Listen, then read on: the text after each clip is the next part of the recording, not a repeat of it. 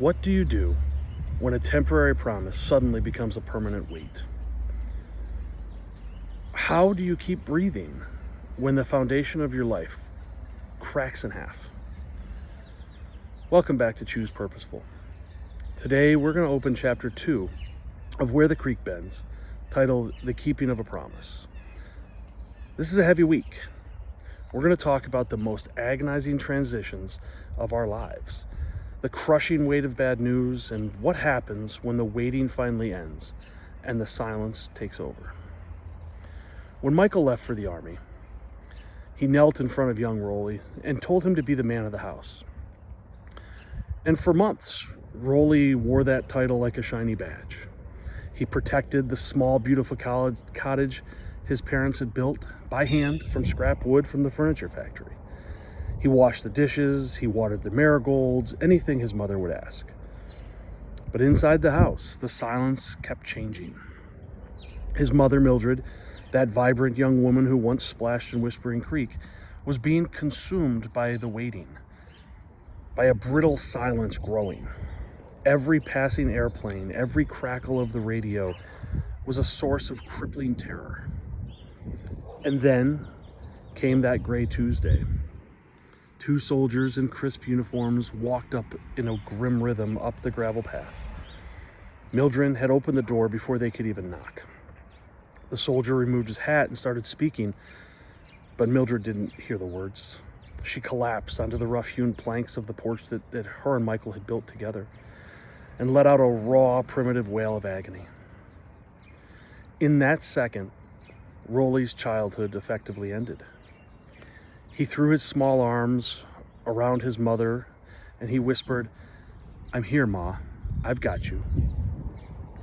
That temporary promise that he made his father has now become permanent. The waiting silence has become a shattered silence. And as the seasons turned, Rolli learned a harsh new arithmetic. Sometimes, no matter how hard you try, love is not enough to immediately reassemble what has broken. So how do we survive the days when our world shatters? Well, in chapter 2 of this book, we watch the young boy watch his mother collapse under the weight of the worst news imaginable. The life they built is gone in an instant. When you get that phone call, when the doctor gives you the news, when that person leaves your life, your first instinct is to try and fix the unfixable. But when the foundation shatters, that's when we get to use our tools. We have to survive that immediate blast. Stop. Stop trying to immediately put back the pieces. Sometimes things can't be fixed today. Look. Look at the reality of your shattered landscape without denying the pain. Listen. Listen to what your surviving heart actually needs, whether it's help or rest or to just cry on the floor for a while. Feel that agonizing grief. Do not bypass it. You have to let it wash over you so that it does not drown you later.